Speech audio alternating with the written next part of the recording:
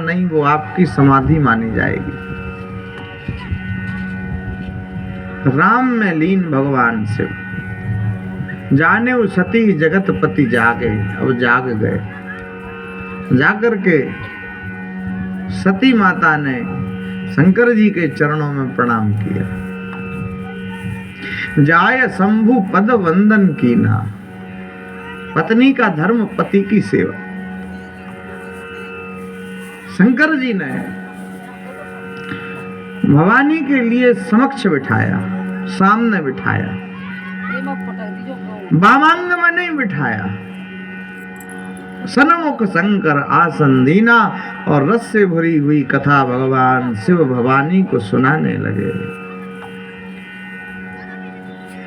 लगे कहना हरि कथा रसाला। श्री तुलसीदास जी ने कहा, उसी समय एक घटना घट गई। क्या हुआ? दक्ष प्रदेश भयउते ही काला, लगे कहना हरि कथा रसाला। श्री राम जय राम, जय जय राम। श्री राम जय राम, जय जय राम। लगे कहना हरि कथा रसाला, दक्ष प्रदेश भयउते ही काला। श्री राम जय राम, हरि जय जय राम। श्री राम जय राम, जय जय राम।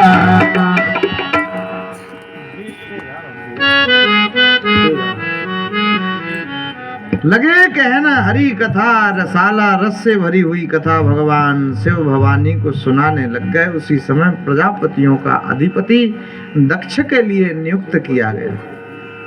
दक्ष प्रदेश भये तेहि काला। उसी समय घटना घट गई। प्रजापतियों का अधिपति दक्ष के लिए नियुक्त किया गया। बहुत बड़ी सभा लगी थी। उतनी बड़ी सभा में भगवान शिव भी बैठे थे, सारे देवी देवता बैठे। जब प्रजापतियों का अधिपति दक्ष के लिए बनाया गया तो सब खड़े हुए अपनी अपनी जगह पर दक्ष का मान सम्मान बढ़ाने के लिए। किंतु शंकर जी खड़े नहीं हुए। अभिमानी व्यक्ति ये नहीं देखता कि खड़े कितने हुए, अभिमानी व्यक्ति ये देखता कि बैठे कितने रहे। सब खड़े थे किंतु अकेले शंकर जी बैठे थे। अब शब्द कहना शुरू कर दिया। इतने अपशब्द कहे, इतने अपशब्द कहे, इतने अपशब्द कहे। जीवन में पद मिलता है तो मद आ जाता है। मद मतलब अभिमान। श्री तुलसीदास जी ने तो यहां तक कह दिया, ऐसा तो कोई जन्म ही नहीं लिया कि पद मिले और उसको जीवन में अभिमान ना आए। नहीं कोई ऐसे जन्मा जग माही, राम जय राम, जय राम। भूता पाज जाहि मत नाही। श्री राम जय राम, जय जय राम। नहीं कोई ऐसे जन्मा जग माही। श्री राम जय राम, जय जय राम। प्रभुता पाज जाहि मत नाही। श्री राम जय राम, जय जय राम। ऐसा तो कोई जन्म ही नहीं लिया कि पद मिले और उसको मद ना आए। पद के साथ मद आ जाता है। एमएलए नहीं बने जानते हैं, बन गए अब नहीं जानते। सांसद नहीं बने अब जानते हैं, अब बन गए अब नहीं जानते। किसी ने कहा कि मतलब निकल गया तो जानते नहीं, यूं जा रहे हो जैसे पहचानते नहीं। संसार विचित्र है। किसी ने कहा कि मतलब की दुनिया में कौन किसका होता है, धोखा वही देता है जिस पे भरोसा होता है। विचित्र संसार, विचित्र संसार की रणनीति। दक्ष के लिए पद मिला, सब खड़े हुए। अकेले शंकर जी बैठे रहे। क्रोध आया दक्ष को। अपशब्द, भगवान शिव के लिए अपशब्दों का प्रयोग, उनके गण उनको श्राप दे रहे हैं। दक्ष के जो साथ में लगे हुए हैं उनको श्राप दे रहे हैं। और आग तो देखो बढ़ती जाती। क्रोध अग्नि है, क्रोध अग्नि है। अग्नि तो बढ़ती जाती। क्रोध की स्थिति में क्या करें? उस जगह को छोड़ दो, ये समझदारी। कोई मतलब नहीं निकलता, कोई 2 सुनाए तुम 4 सुनाओ, कोई 8 सुनाए तुम 20 सुनाओ, क्या मतलब निकलता है? क्रोध तो बढ़ेगा। क्रोधेन ज्ञान नाशस्यात्। देखिए, क्रोध में ज्ञान नष्ट होता है, कितना ही बड़ा ज्ञानी हो, लेकिन क्रोध जब आता है तो उसका ज्ञान नष्ट हो जाता है। 3 जगह व्यक्ति अंधा होता है, काम, क्रोध और लोभ। लोभ में भी आदमी अंधा हो जाता है। लोभ की बात नहीं जम रही होगी आपको, लेकिन होता है। एक सेठ जी बड़े लोभी थे कि उनके यहाँ लड़का था, उनके घर में आग लग गई। अब वो चिल्ला रहे, अरे अरे वो उस तिजोरी में सोना रखा है, अरे उस पेटी में चांदी रखी है, अरे उस तिजोरी में पैसे रखे हैं, जल्दी निकालो जल्दी निकालो। और पूरा सामान तो घर के बाहर निकाल लिया। आग बढ़ती गई बढ़ती गई। नौकर ने धीरे से कहा, बोले सेठ जी आपका लड़का तो भीतर ही रह गया, सो रहा है। अब सेठ जी को पता चला हीरा तो भीतर ही रह गया, मैंने तो ये कूड़ा कचरा इकट्ठा कर लिया, हीरा तो भीतर ही रह गया। ये लोभ में डूबे हुए व्यक्ति की कथा है। केवल हाथ में धन बचता है और कुछ नहीं बचता है, केवल धन। सारे रिश्ते नाते, कुछ बचता नहीं है शेष। तो आप समझिएगा, शंकर जी के पास त्रिशूल है। त्रिशूल में 3 शूल हैं। वो 3 शूल यही हैं, क्रोध, काम और लोभ। इन तीनों जगह व्यक्ति अंधा होता है। काम में भी व्यक्ति अंधा हो जाता है। श्रीमद् भागवत में कथा है, अजामिल बड़ी सुंदर वेश्या को देखा, नई नई शादी हुई थी, तुम साथ चलो। शादी हो गई, बोले हाँ हो गई। बोले फिर नहीं जा सकते। अरे तुम चलो, पत्नी को बाहर निकाल देंगे, चलो तुम। अजामिल वेश्या को लेके आया, पत्नी को घर से बाहर निकाल दिया। ये है काम में अंधा व्यक्ति। ये काम में अंधा व्यक्ति। लोग क्या कहेंगे, समाज क्या कहेगा, घर परिवार के लोग क्या कहेंगे, किसी से कुछ लेना देना नहीं है। काम में व्यक्ति अंधा हो जाता है। काम कन्न कुब्ज ध्वजा कश्चित दासीपति रजा मिला नामना नष्ट सदाचारो दास्य संसर्ग दूषिता। सदाचार नष्ट हो गए, काम में अंधा हो गया, पत्नी को घर से बाहर निकाल दिया, वेश्या के साथ जीवन यापन करने लग गया। 3 जगह व्यक्ति अंधा होता है। एक लोभ में, चूंकि मैंने बताया पहले, एक काम में और एक क्रोध में। क्रोध में किस किस से क्या क्या कह दिया। क्रोध ठंडा हुआ, अरे रे रे मुझे ऐसा नहीं कहना था, ये तो मैंने बहुत गलत कह दिया, ये तो बहुत बड़ी भूल हो गई, ये तो बहुत गलत हो गया। क्रोध की स्थिति में उस जगह को छोड़ देने में बुद्धिमानी है, उस जगह को छोड़ दो। अथवा तो दूसरा सूत्र है, कहीं नहीं जा सकते तो मौन को धारण करो, शांति। जो जो कहे सुनना ज्यादा चाहिए, बोलना कम चाहिए। इस वजह से भगवान ने मुख एक दिया और कान 2 दिए, सुनो ज्यादा और बोलो कम। हम उल्टा करते, इतना बोलते हैं, इतना बोलते हैं, इतना बोलते कि सामने वाला सुनता नहीं। ये तो कथा ही ऐसी बची है जो सुन लेते, बाकी आजकल किसकी कौन सुनता है। पुत्र की पिता नहीं सुनता, पिता की पुत्र नहीं सुनता, सास बहू की नहीं सुनती, बहू सास की नहीं सुनती, जनता नेता की नहीं सुनती, नेता जनता की नहीं सुनता, गुरु चेला की नहीं सुनता और चेला गुरु जी की नहीं सुनता। ये कथा एकमात्र बची है जिसको लोग सुनते, बाकी सुनना कोई चाहता नहीं। दो कवि मिले तो अपनी कविता सुना, वो अपनी सुना, सुने कोई नहीं। एक व्यक्ति बस में बैठा था, उसने पूछा भैया क्या करते हो? बोले हम कवि हैं। बाजू वाले से उसने पूछा तुम क्या करते हो? बोले हम बहरे हैं, बहरे। सुनना नहीं चाहता कोई किसी, अभी क्या करें।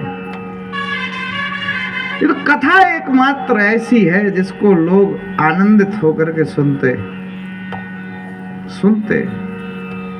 कथा को सुनिए, कुछ सार तत्व की बातें समझ में आएंगी। जीवन में राम ही सार है और कुछ सार नहीं है। शंकर जी ने उस जगह को छोड़ा, कैलाश पर्वत पर चले गए। वो उनको श्राप दे रहे, वो उनको श्राप दे रहे।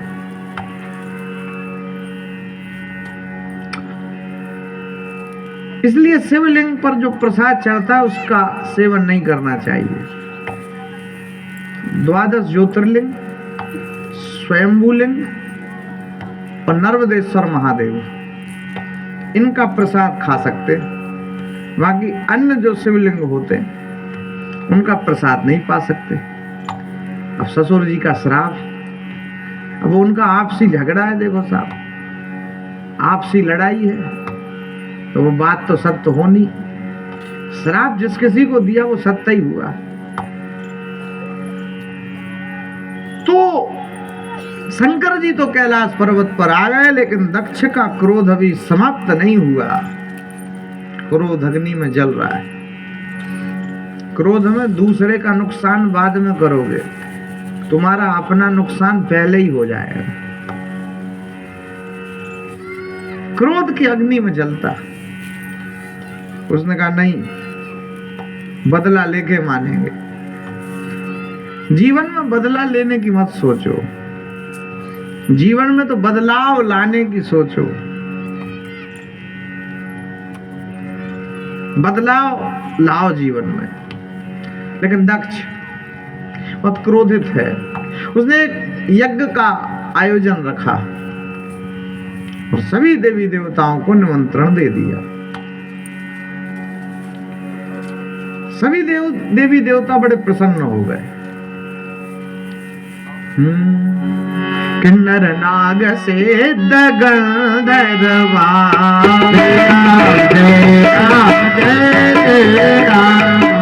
भजन समेत चले सुन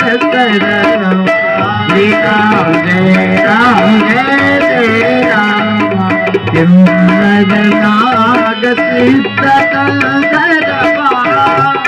राम जय राम, जय जय राम, भजन समेत चले सुन सरवा। श्री राम जय राम, जय जय राम, किन्नर नाग सिद्ध गंधर्वा। श्री राम जय राम, जय राम, किन्नर नाग सिद्ध गंधर्वा। श्री राम जय राम, जय राम। दूर दूर के देवी देवताओं के लिए निमंत्रण दे दिया। यज्ञ है, यज्ञ है, यज्ञ। यज्ञ कार्य तो अच्छा है, लेकिन उद्देश्य ठीक नहीं। उद्देश्य ठीक होना चाहिए तो सफलता मिलेगी। बहुत से यज्ञ पूर्ण नहीं हुए, और जिन जिन यज्ञों का उद्देश्य ठीक नहीं था वो ही यज्ञ ऐसे थे जो पूर्ण नहीं हुए। उद्देश्य ठीक होगा, कोई भी काम करो आपको सफलता मिलेगी। अगर उद्देश्य ही ठीक नहीं है तो सफलता नहीं मिल सकती। दक्ष का उद्देश्य क्या है? यज्ञ तो करेंगे लेकिन शंकर जी को अपमानित करेंगे, ये उद्देश्य। अपमानित, दक्ष अपमानित करना चाहता है। होता है भक्ति में भी बहुत लोग प्रतिस्पर्धा करते हैं। प्रतिस्पर्धा, अच्छा वो 7 बजे उठ के शंकर जी को जल चढ़ाने लगा, अब हम सवेरे 6 बजे ही उठ जाएंगे और पहले नंबर पे जल चढ़ाएंगे। अच्छा वो 6 बजे चढ़ाने लगा, अब हम 5 बजे ही उठ जाएंगे और शंकर जी को बिल्कुल फर्स्ट नंबर पे ही जल चढ़ाएंगे। ये है प्रतिस्पर्धा। अच्छा वो सवेरे 5 बजे उठने लगा, अब देखो हम अगर 4 बजे नहीं उठ गए और शंकर जी को पहले नंबर पे जल हमने नहीं चढ़ा दिया तो हम ही खाएंगे। इसी का नाम है प्रतिस्पर्धा। अच्छा उन्होंने कथा कराई, अब हम उनसे बड़ी कथा कराएंगे। यह है प्रतिस्पर्धा। भक्ति में तो कोई प्रतिस्पर्धा नहीं होनी चाहिए। प्रतिस्पर्धा ही विरोध का कारण। जो आगे जाए सो जाए, क्यों दौड़ लगा रहे हो फालतू? अपने काम से काम रखना चाहिए व्यक्ति को, लेकिन नहीं। दक्ष ने यज्ञ रखा तो यज्ञ में सभी देवी देवताओं को इनवाइट किया, निमंत्रण दे दिया, अकेले शंकर जी को नहीं बुलाया। अच्छा देवताओं को निमंत्रण मिला तो बड़े प्रसन्न हो गए और अपनी अपनी पत्नियों को साथ में लेकर के चलने लगे। श्री तुलसीदास जी ने कहा ब्रह्मा जी को छोड़ दिया, विष्णु भगवान को छोड़ दिया, शंकर जी को छोड़ दिया, सारे देवी देवता चलने लगे। विष्णु विरंच महेश बिहारी, राम जय राम जय जय राम, चले सकल सुर ज्ञान बनाई। श्री राम जय राम जय जय राम, विष्णु विरंच महेश बिहारी, श्री राम जय राम जय राम, चले सकल सुर ज्ञान बनाई। श्री राम जय राम जय जय राम, विष्णु विरंच महेश बिहारी, श्री राम जय राम जय जय राम। ब्रह्मा जी को छोड़ दिया, विष्णु जी को छोड़ दिया और शंकर भगवान को छोड़ दिया, चले सकल सुरयान बनाई। अपने अपने विमानों में बैठ करके चल पड़े। स्वकार कुशला सुरा, अपना कार्य करने में देवता बड़े कुशल हैं। हमारा काम बनना चाहिए बस, किसी का बिगड़े सो बिगड़े, ये देवताओं की रणनीति रहती। नारद जी की समाधि टूटे सो टूट जाए, शंकर जी की समाधि तोड़नी पड़े सो तोड़ देंगे। श्रीमद् भागवत में लिखा, सुखदेव जी ने देवताओं को कहा स्वकार कुशला सुरा, अपना कार्य करने में बड़े कुशल हैं देवता। इसलिए देवताओं की योनि श्रेष्ठ नहीं मानी गई, क्योंकि अपने राज सिंहासन को बचाने में ही लगे रहते देवता। विश्वामित्र समाधि में उर्वशी मेनका रंभा तोड़ दो तोड़ दो तोड़ दो, ये स्थिति। देवताओं की योनि श्रेष्ठ नहीं मानी गई है। देवता कौन? अरे आप सब अच्छे पुण्य करोगे स्वर्ग मिलेगा, स्वर्ग मतलब देवता। क्षीणे पुण्य मृत्यु लोकम विसंति, पुण्य क्षीण होते ही इसी संसार में आ जाओगे। स्वर्ग और नरक एक ही सिक्के के दो पहलू है। बुरे कर्म करोगे तो नरक जाओगे, नरक की यातनाएं भोग करके पुनः संसार में। यही तो कर्म योग। कर्म अच्छे कर्म करे तो स्वर्ग जाए, वो भोग भूमि है। बुरे कर्म जाए तो नरक जाए, बुरे कर्म करने का फल नरक। इस संसार में कर्म करना पड़ता है। कर्म। भगवान कृष्ण भोजन कर रहे थे तो हंसी आ गई। रुक्मणी जी ने पूछा क्यों हंस रहे? बोले देवी ये चींटा देख रही हो? बोले हाँ। तो बोले ये चींटा साधारण नहीं है। तो बोले ये चींटा अपने जीवन में 100 बार इंद्र रह चुका है। अब देख लो आप, 100 बार इंद्र रह चुका है। तो ये चींटा जरा सी गुड़ की ढेली के पीछे देखो कैसे भाग रहा है। अनंत काल सुख भोगने के बाद इसी संसार में आकर के गिर जाओगे। गीता जी में लिखा है क्षीणे पुण्य मृत्युलोकम विसंति, गिर जाओगे। वैकुंठ तो कोई अलग ही बातचीत है, जहां जाने के बाद व्यक्ति लौटता नहीं है। तत् धामम परमम ममा, गीता। हे अर्जुन, जो मेरे धाम को चला जाता है पुनः इस धरा धाम पर नहीं आता है। तो स्वर्ग तो कोई भी जा सकता है।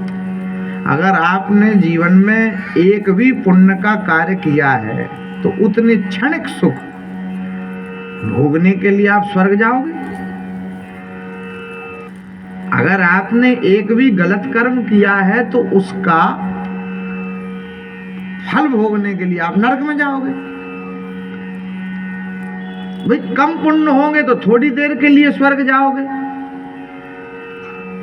कम पाप होंगे तो थोड़ी देर के लिए नरक जाओगे, किंतु जाना तो पड़ेगा।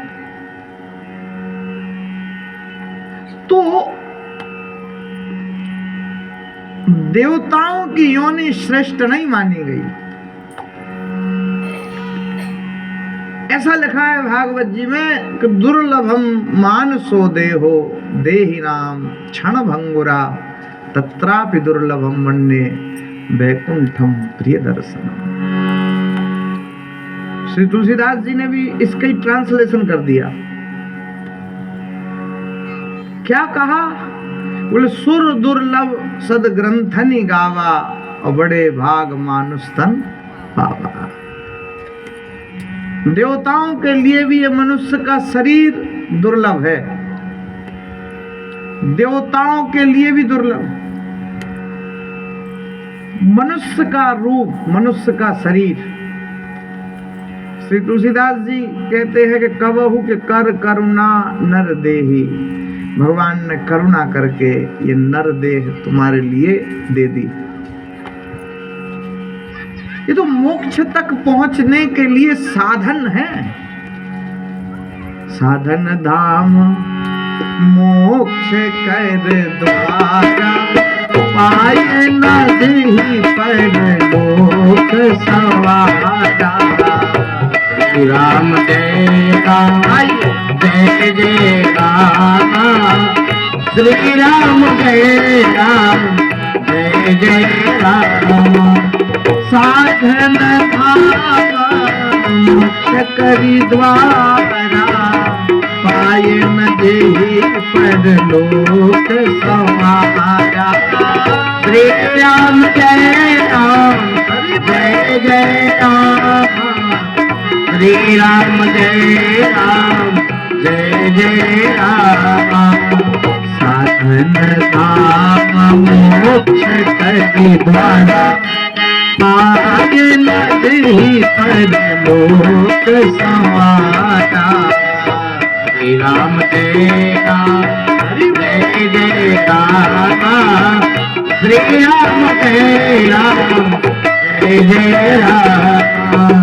साधन धाम मोक्ष करि द्वारा, पाए न देहि परलोक सवारा। श्री राम जय राम जय जय जय राम श्री राम जय राम जय जय राम। भगवान ने साधन दे दिया है, मनुष्य का रूप, मनुष्य का स्वरूप साधन। जीवन यात्रा है, यात्रा में साधन मिल जाता है तो यात्रा सुलभ हो जाती, यात्रा सुलभ हो जाती। अब पहले 4 धाम की यात्रा करते थे, कितनी परेशानी होती थी बताओ, साधन नहीं था। फिर साधन आए, अब तो जितना बढ़िया साधन उतनी अच्छी यात्रा। तो ये भगवान ने तुम्हारे लिए मनुष्य का रूप साधन दिया, साधन। तो घटना ये घटी कि देवता लोग जाने लग गए अपने अपने विमान में विराजमान होकर के। देखिए रास्ते बहुत सारे थे, किंतु जानबूझ के कैलाश पर्वत के ऊपर से जा रहे हैं। क्यों जा रहे हैं? इसलिए जा रहे कि इन्हें निमंत्रण आया नहीं है तो इनके घर के सामने से ही चलो। ऐसे होता है, कई बार हमें निमंत्रण आ जाए और पड़ोसी को ना, तो फिर देखो अरे शादी है उसके यहाँ चलना नहीं है, चलो जल्दी, हम तुम्हारा इंतजार कर रहे हैं। वो दुखी होकर कहे कि नहीं हमें निमंत्रण नहीं आया, आप हो आओ। तुम्हें नहीं आया, तुम्हें, अच्छा वो दुखी हो रहा है, ये खुशी हो रहा है। तुम्हें नहीं आया निमंत्रण, तुम्हें, अरे भूल गए होंगे। बोले आप चले जाओ, हम नहीं जाएंगे, हम नहीं जा सकते। तुम्हें निमंत्रण नहीं है, तुम्हें। ये संसार की रीति।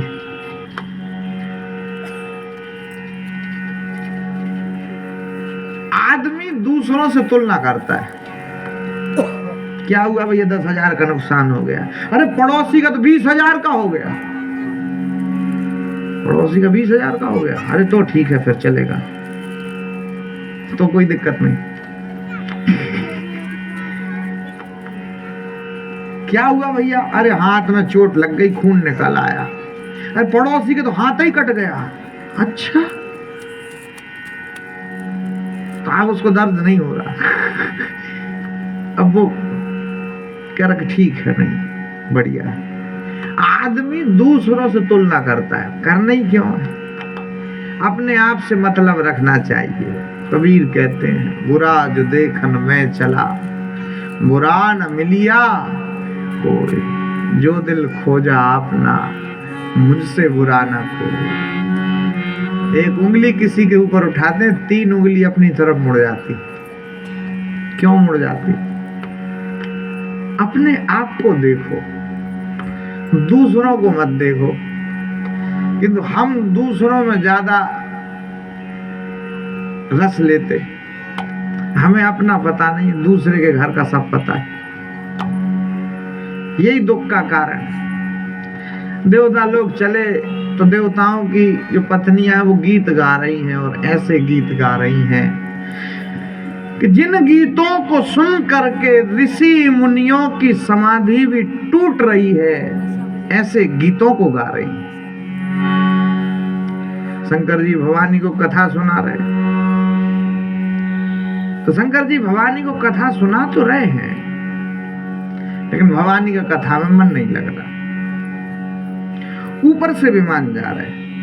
सती माता ने जैसे ही विमानों को देखा,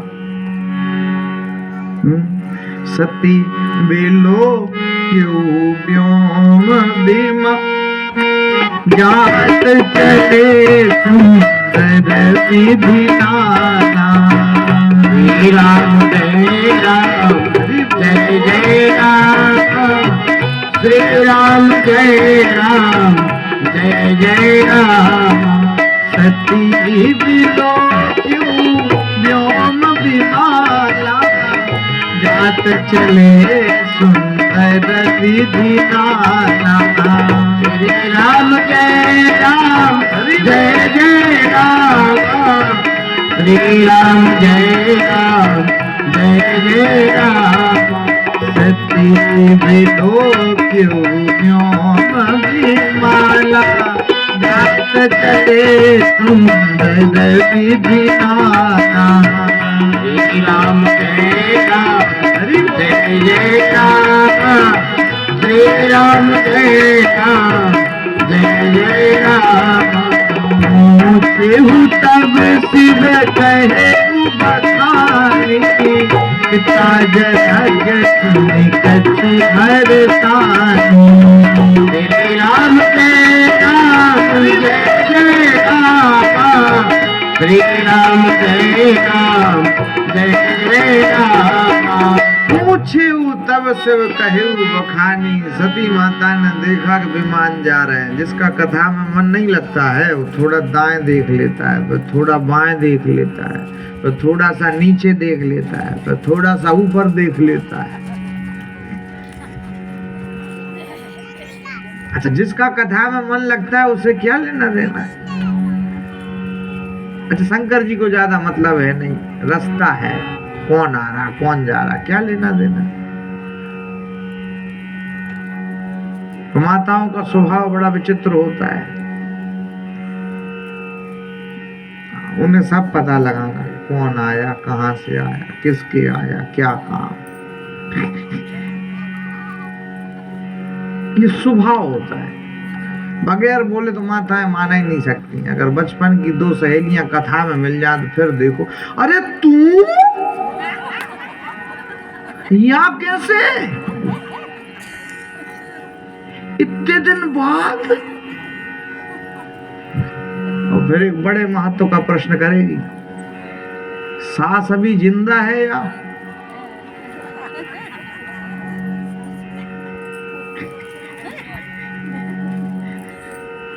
तो यह स्वभाव होता है, स्वभाव स्वभाव। ऐसे ही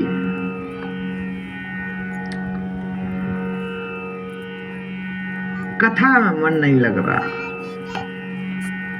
तो ऊपर विमान जा रहे, तो कथा को रोक करके पूछ लिया।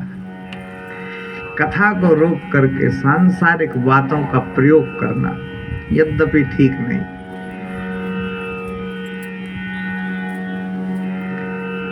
संसार की बातें क्या करनी है, कथा तो अनंत है।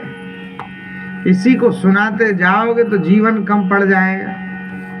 सांसारिक बातें व्यास मंच पे बैठ के कभी नहीं सुनानी चाहिए। थोड़ा बहुत ठीक है समझाने के लिए, पर ज्यादा सांसारिक बातों का प्रयोग करना ही नहीं चाहिए। कथा प्रभु की, एक सज्जन ने कहा, अब आपकी कथा कहाँ है आगामी। हमने कहा, हमारी काहे की कथा, हमारी तो व्यथा है, कथा तो श्री राम की है। व्यथा को सुनने से क्या मिलेगा, कुछ मिलने वाला है नहीं। कथा तो प्रभु श्री राम की है। इसलिए व्यास मंच पे बैठ के फालतू बातें नहीं करनी चाहिए।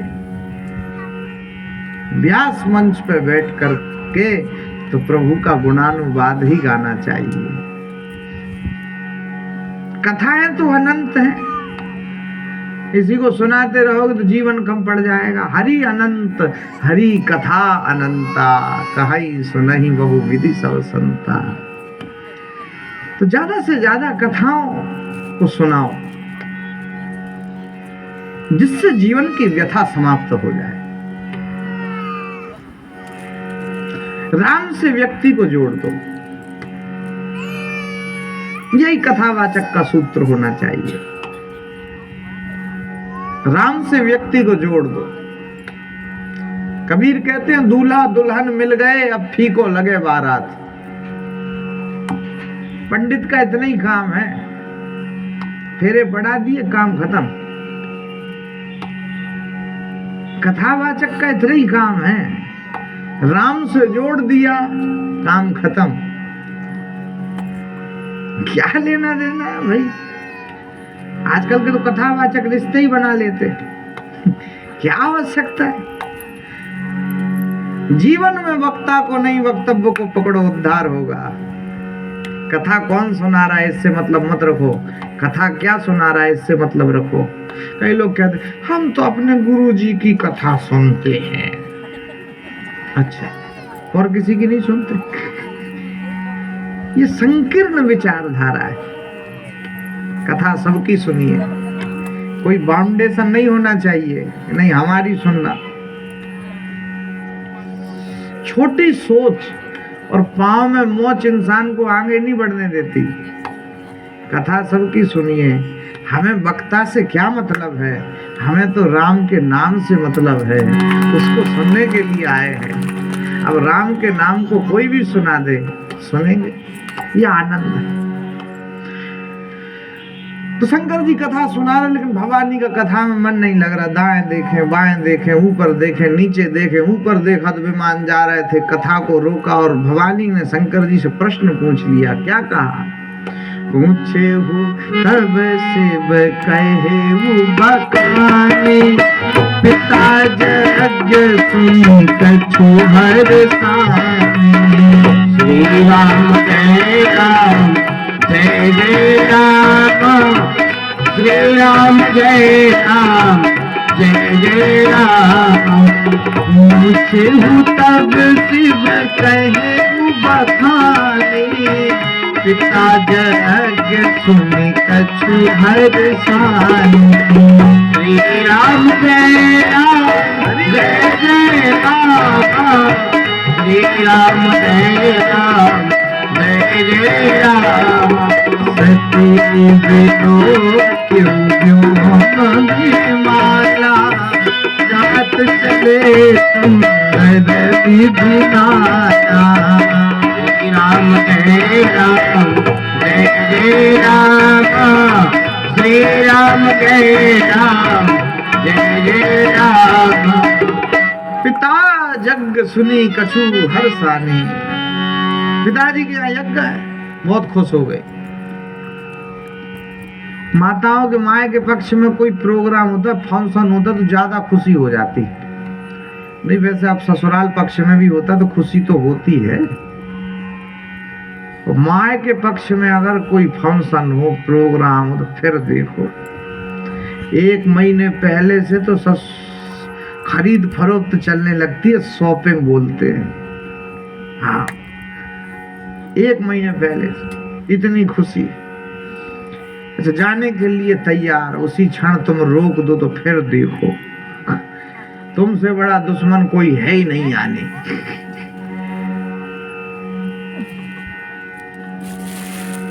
पत्नी को मायके जाने से रोकना मतलब अपने पैरों पर कुल्हाड़ी पटकना। रोकने टोकने में समस्या है, जा रही तो जाने दो, रोकोगे तो समस्या है। सब्जी में मिर्ची ज्यादा, अब लड़ो। अरे ये सब्जी कैसी बनाई? अरे तो खाना हो तो खाओ, नौकरानी नहीं हो, नखरे बताते हो। वरना होटल पड़ी है, होटल, इसका नाम ही है होटल। हो तो बैठ, नहीं है तो टल, होटल नाम ही। तो अब होटल तो होटल ही है। 4 सब्जी बनाएंगे तो 12 सब्जी गिनवा देंगे। एक व्यक्ति होटल में बोले सब्जी है काहे की? बोले कद्दू की और अंगूर की। उसने कहा 1 प्लेट ले आओ। तो उसने खाई, उसने कहा कद्दू तो दिख रहा है, अंगूर तो दिखाई नहीं रहा। उसने कहा क्या कि 1 कद्दू डाला था और 1 अंगूर डाला था। तो ऐसा ही मामला है। और होटल भी देखो ठीक है, घोड़ा घास से दोस्ती करेगा तो क्या खाएगा। अपनी अपनी जगह सब ठीक है, हम संसार को समझ नहीं पाते। अपनी अपनी जगह सब ठीक है।